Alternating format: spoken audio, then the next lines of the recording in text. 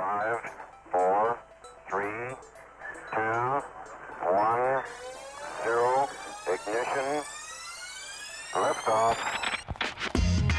Hello world, you're listening to Social Tech on Air with your host Clint Post.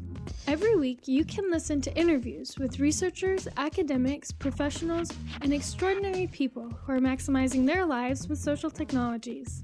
The first 4 episodes establish a foundational understanding of the term social technologies. In short, social technologies are any technology that mediates human interaction. We live in a world where people and technologies are nearly indistinguishable from one another, and many of us can't live without them. So we might as well find a way to get the most out of life with technology. You can discover how to do that each week in this show. Listen and learn how you can maximize your life with social technologies. Thank you for listening. Now enjoy the show.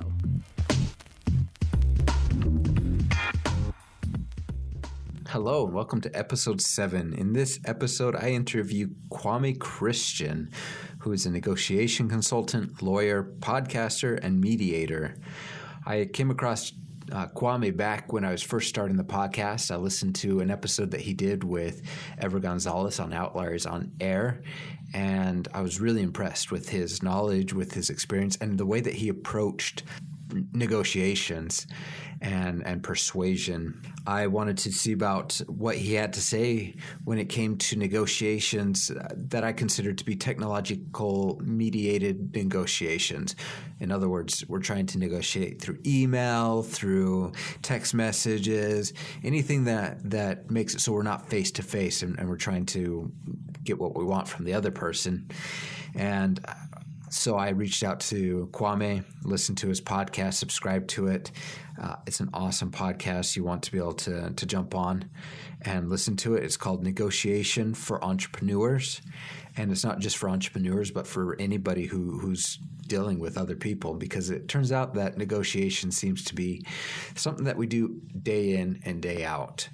In fact, in the middle of the episode, you'll hear my baby girl wake up, and it was fun. We get to talk about how kids are inherently good at negotiating. Kwame's going to give an introduction and dive right into what he's doing with American Negotiation Institute, his podcast, his passion for helping others when it comes to negotiations, and we're going to learn more about how to use technology, especially email, when we're trying to negotiate and to persuade online. And I especially appreciate Kwame's view on the ethics of negotiation, that the end goal is always a win-win scenario where neither person feels like they got ripped off. I really enjoyed this show, and I think you will too. And I'd love to hear back some feedback from it. So leave some comments. Make sure to follow us on Facebook at Social Tech on Air. Check us out online, socialtechonair.com, and review and let me know what you think. I'd love to get some feedback on how we're doing in the show and if we're headed in the right direction and where we can do better. Thank you for listening. Awesome. We got Kwame Christian on with us today. And Kwame is what I would consider an up-and-coming master or source for learning how to become a master negotiator yourself. Is that right, Kwame? I don't know about the word master, but I'm on my way, I hope. Awesome. Well, thank you for coming and sharing this time with me, and hopefully we'll have a lot of fun in this episode. Oh, my pleasure. I'm looking forward to it. Tell us a little about Kwame.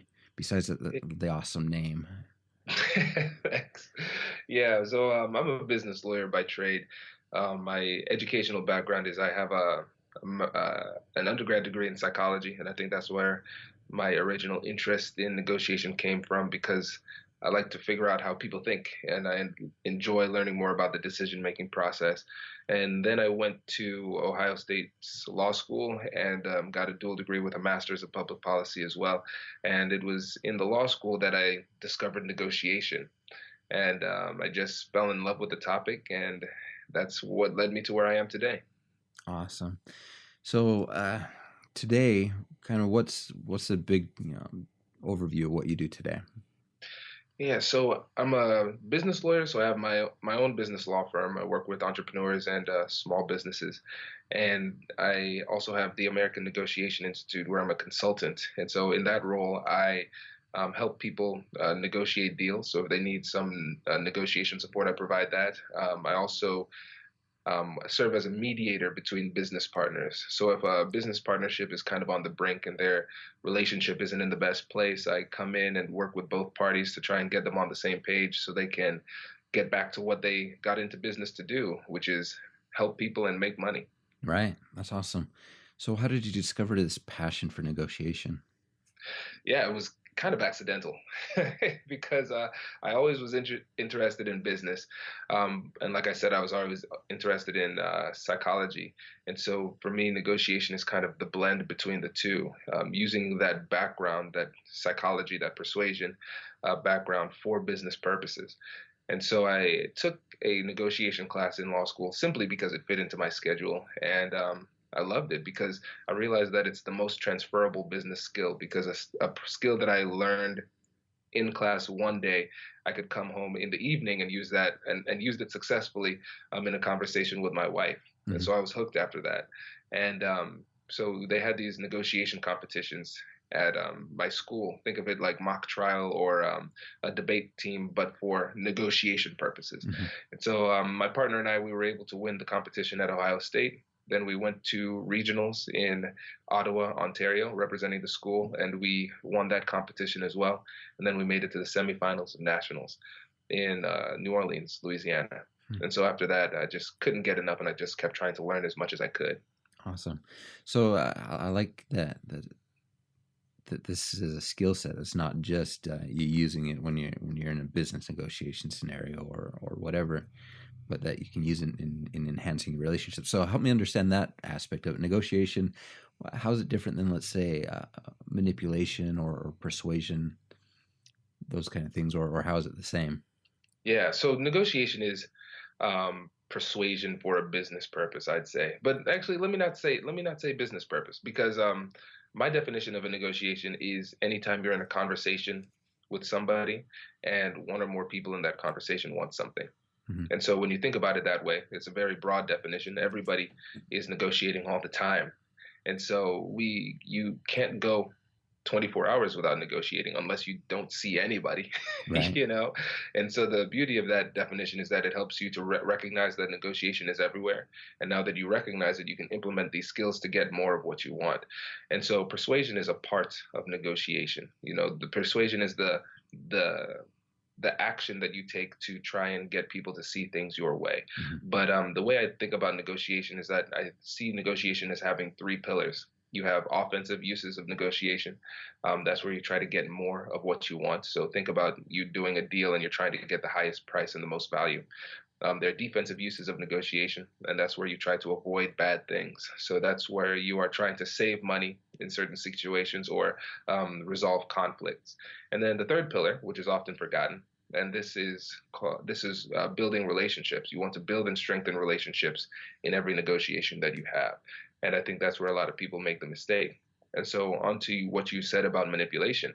If you're manipulating somebody, you are clearly missing pillar number 3 Mm-hmm. because you're not taking care of that relationship. And so for me, the ethical line between manipulation and persuasion is with manipulation, you're trying to convince somebody to do something that is clearly not in their best interest. Mm-hmm. And maybe you're doing that by withholding a material fact that they don't know through some sort of deception or coercion.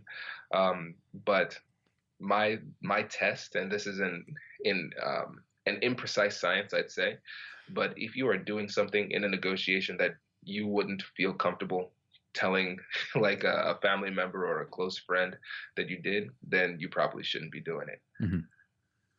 So bragging rights isn't a good excuse? No, not at all. Not at all.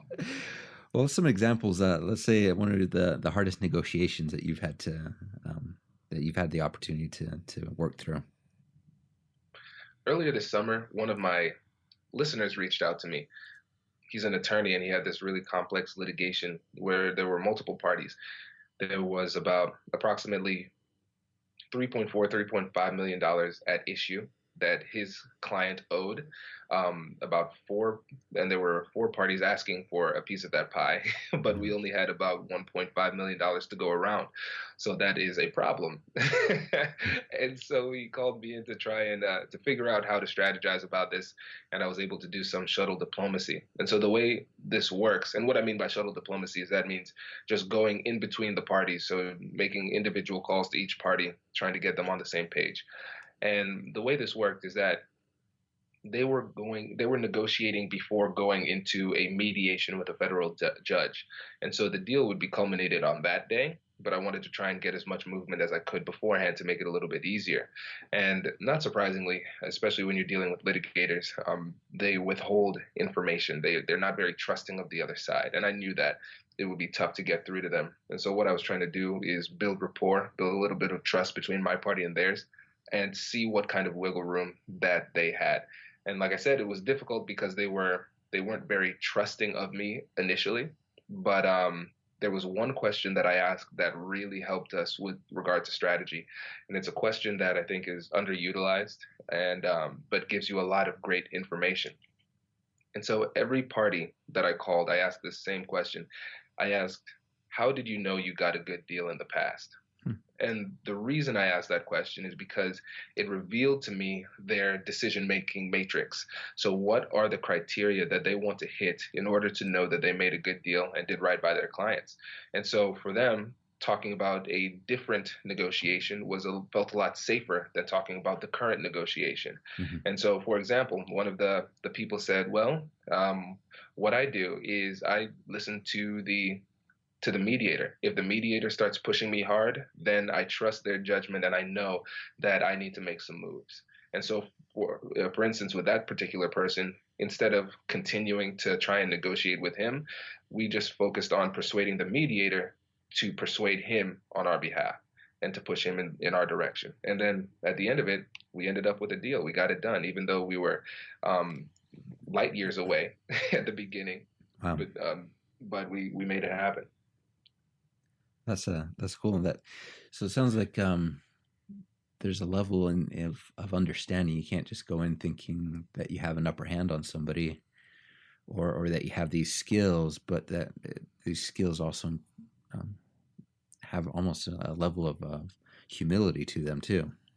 Yeah, and that is one of the requisite characteristics of a good negotiator. What's interesting is when you look at negotiation literature and you listen to the thought leaders in the field talk about their negotiations and their approaches and their strategies and tactics, you wouldn't think that they're negotiators. They're the peacemakers. They're the quiet ones. They're the ones who ask questions and don't speak that often. And what studies have demonstrated that expert negotiators ask twice as many questions as novice negotiators. And the thing is, if you go into a negotiation thinking that you are right, you're going to have some issues, because when it comes to persuasion, it's not really about who's right and who's wrong, because people make decisions with their emotions and then subsequently justify them with logic. So coming into a negotiation just focusing on how you are right and they are wrong, and you are going to attack them with logic and facts in order to overwhelm them with rightness to bring them to your side, you're going to end up being frustrated, because that's not how it gets done. So maybe he who asks the most questions wins, kind of thing? I'd say so, because the beauty of questions is that when you ask the proper open-ended questions, that you can lead somebody down a logical path which allows them to persuade themselves. Mm-hmm. Because nobody wants to end a conversation and say, yeah, I changed my mind because Kwame was just so much smarter than me and I was just overwhelmed. He beat me. That's not good. Nobody wants to say that. People want to feel as though they came to this conclusion themselves because they started to see things differently. And when you ask the right questions, you can lead them to come to that conclusion. And the second thing is, when you ask questions, you're actually in control of the conversation. So a great example is this interview. You are the one directing the conversation. You're telling me where to go. I'm talking more, but you're in complete control. And so what's interesting when you think back to the profile I described of the high-level negotiators, even though they approach things quietly and thoughtfully, and it doesn't seem like they are asserting themselves aggressively, by asking really high level questions, they're the ones in complete control of the conversation. Sure. So, I kind of think back on certain conversations and especially when emotions are involved.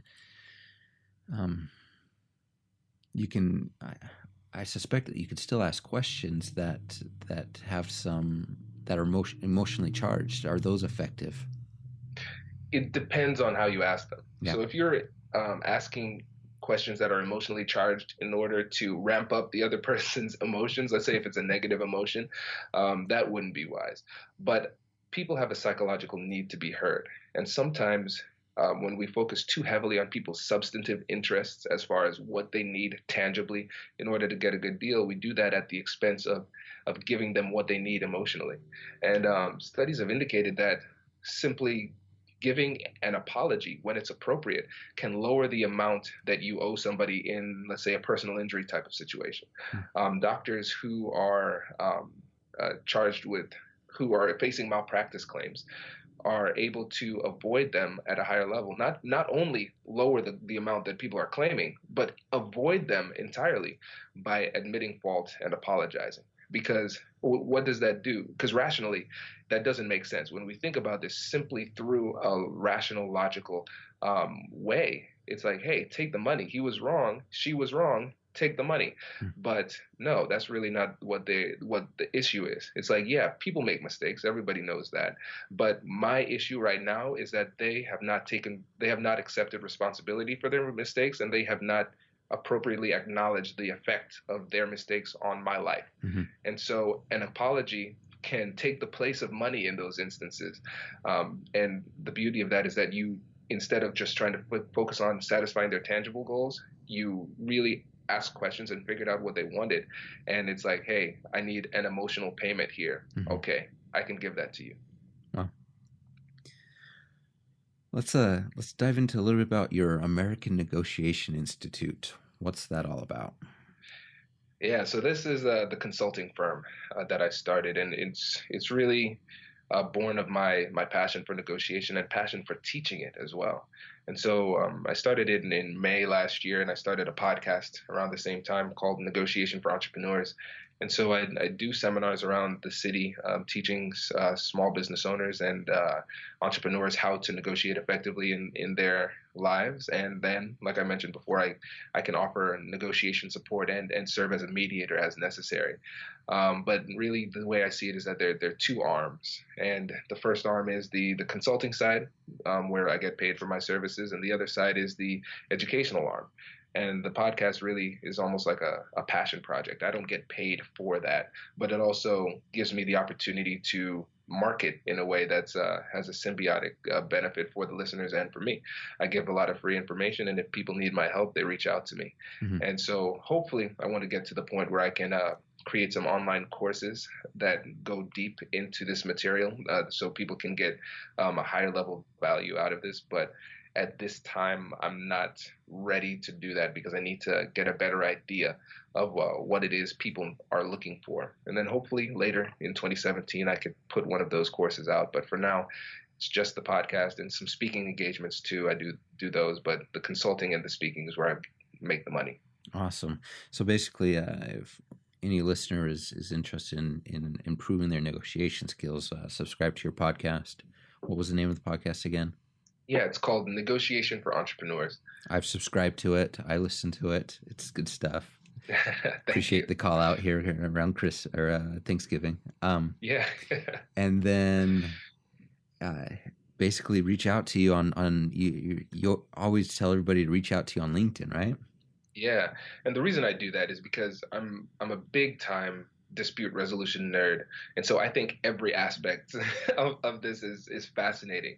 So I know I can get into the weeds, but I want to make sure that I keep this relevant to people, because I know sometimes when people who are can identify themselves as academics, when they put forward this information, it's just serving the purpose of satisfying their own personal intellectual curiosity, and it's not really practical. Mm-hmm. And so with my podcast, my goal is to make sure that everything that I produce is immediately actionable for the listeners. And so that's why I ask people to tell me what it is they're dealing with, what questions they have, and it can inform the types of programming I put on. For example, multiple people have asked me to put on an episode on how to negotiate when you're going to college with regard to scholarships.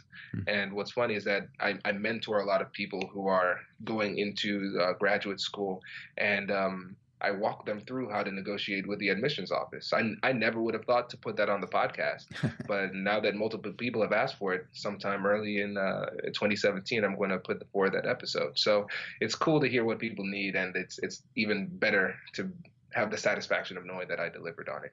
Awesome. Well, that's what led to this episode too. So, yeah. What's one principle from?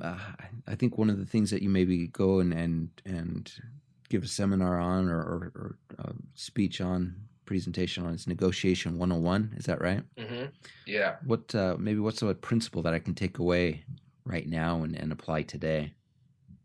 Yeah, the first one would be the questions, and we already touched on that. So I'll go to the next principle, which is understanding the difference between conflict and combat. And I think one of the reasons why people avoid combat is because they conflate the two definitions.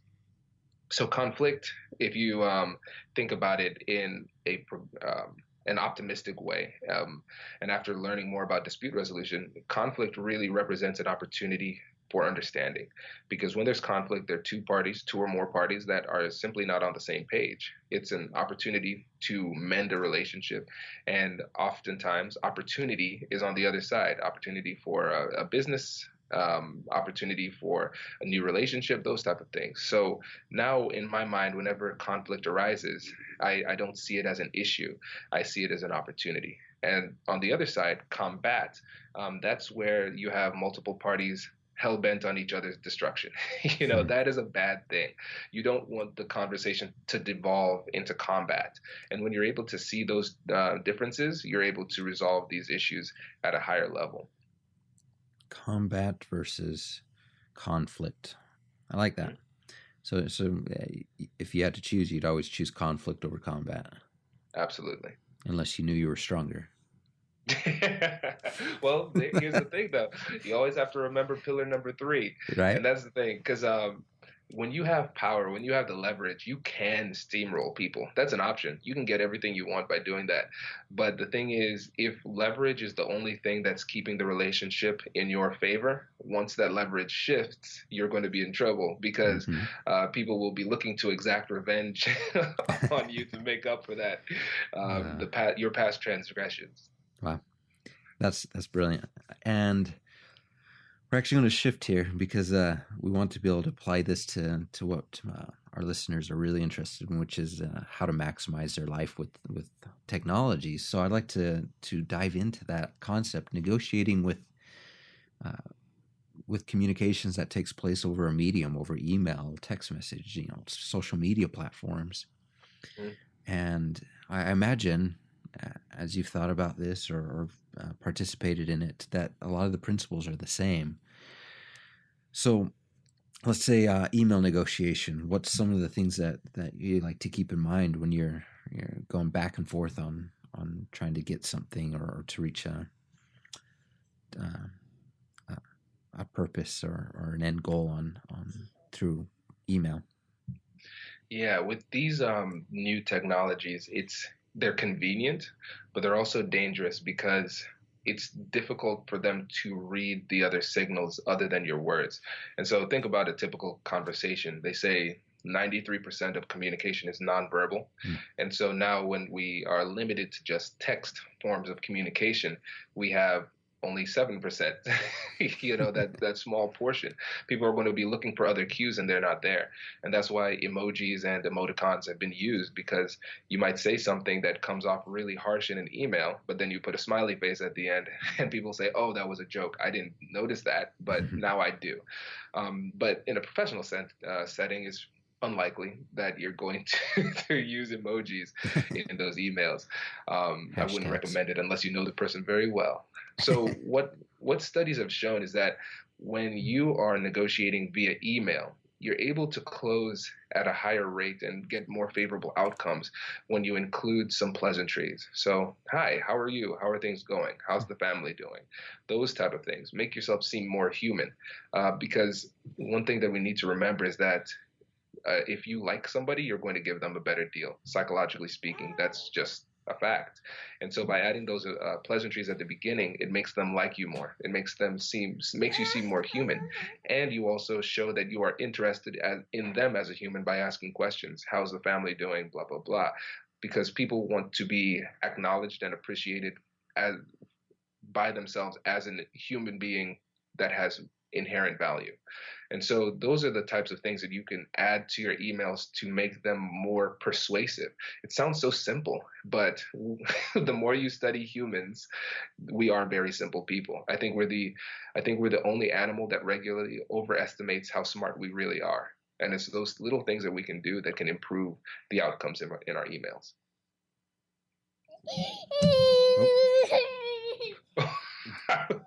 Clint, I was like, I am so sorry for offending you.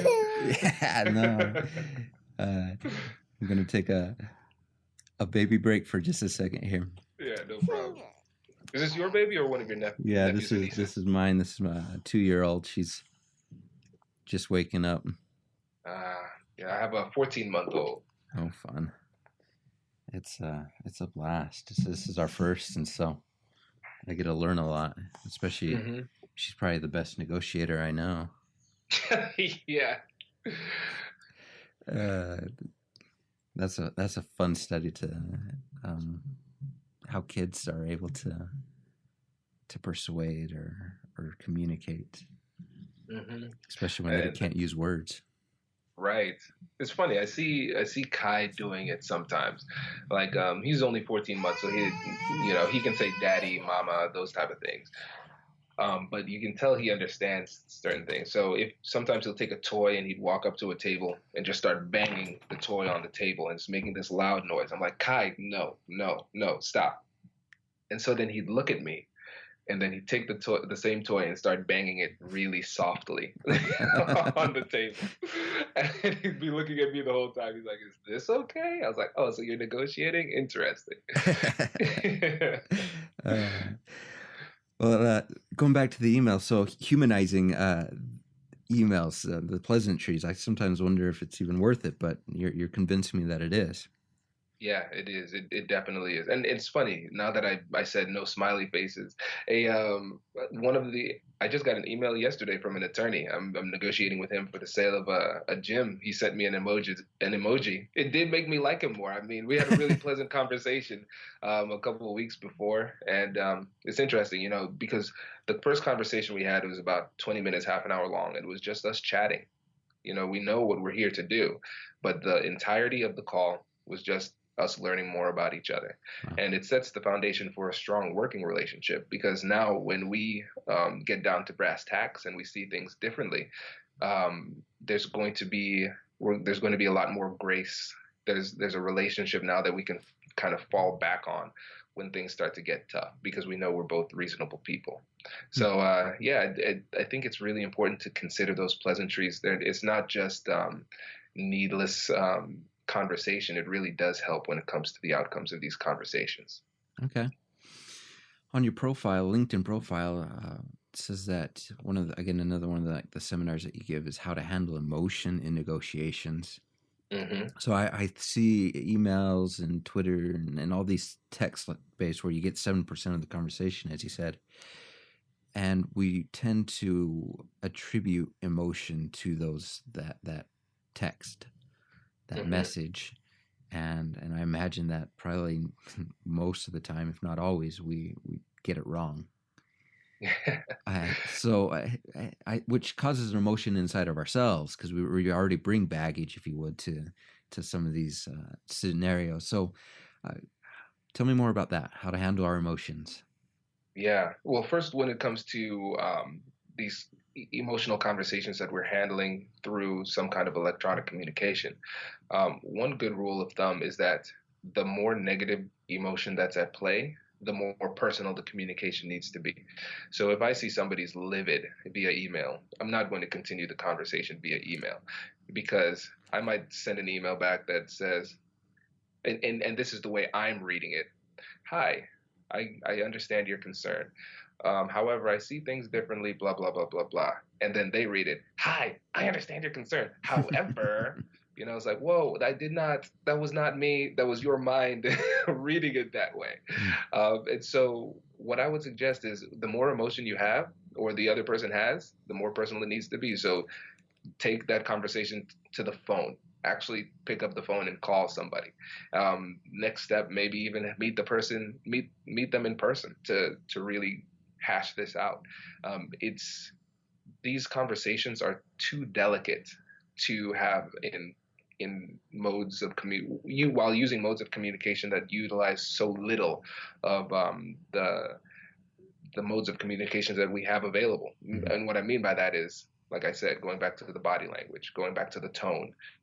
Those are things that you can only see. You can't read that via text. Mm-hmm. So going to the telephone, then you get a little bit more sense of the emotion or where people are at. What kind of additional things should you keep in mind on just the voice aspect of communication? Yeah, audible. What I would say is, if you are the person who's a little bit calmer in the situation, and you're dealing with somebody that's emotional, you think of them like a boxer. If a boxer gets really excited or sees a potential finish, they'll try to do a flurry, like a bunch of punches in a short period of time, and you might get a finish. But if you don't get a finish, you can't just keep punching at that rate. You're a human. You'll get tired, and so think of difficult conversations in the same way. If somebody is super emotional, if you let them talk, they can only maintain that level of emotion for a certain period of time. Their goal is to get that out of their system and to make sure that you hear it.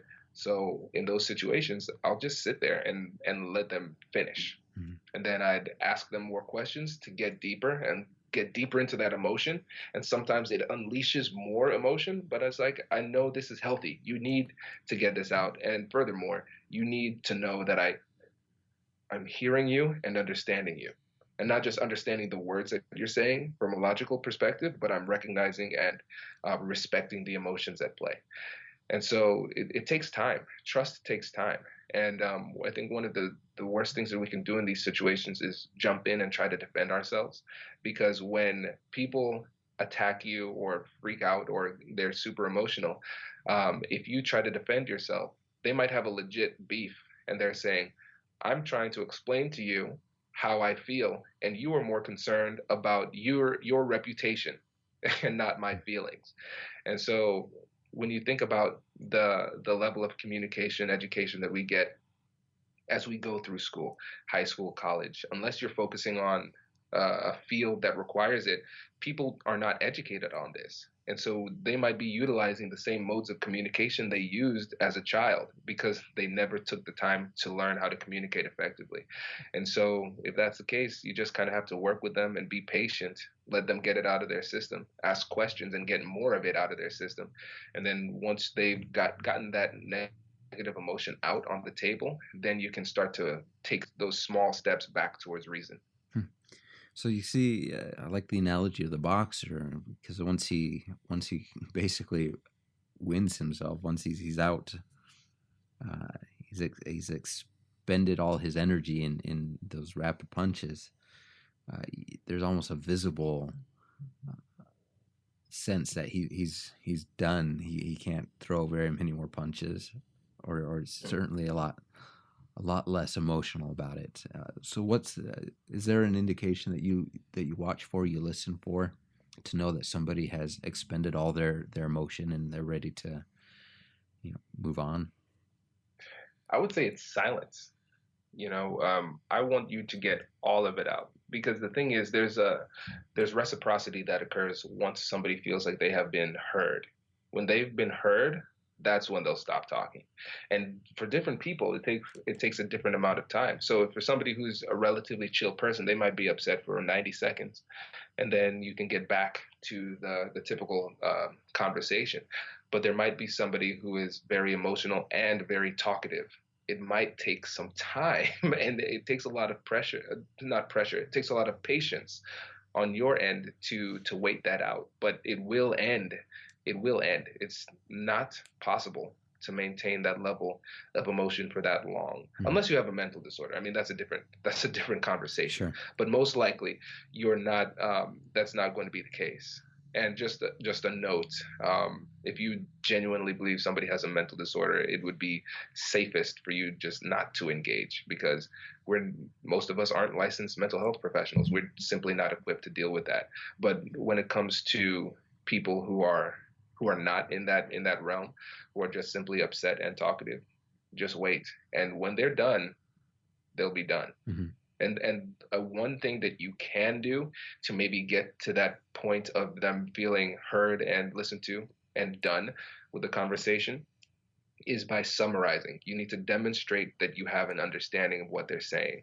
So after 2 minutes, 1 minute or something, you say, okay, so what I'm understanding is you're upset because I was late to the meeting, and that caused you to have to handle the presentation for the most part by yourself. Is that correct? Yeah, that's right. And blah, blah, blah, blah, blah. Mm-hmm. And so now it's like, okay, I've confirmed with Kwame that he understands what his problem behavior was that caused this issue and the effect it had on me.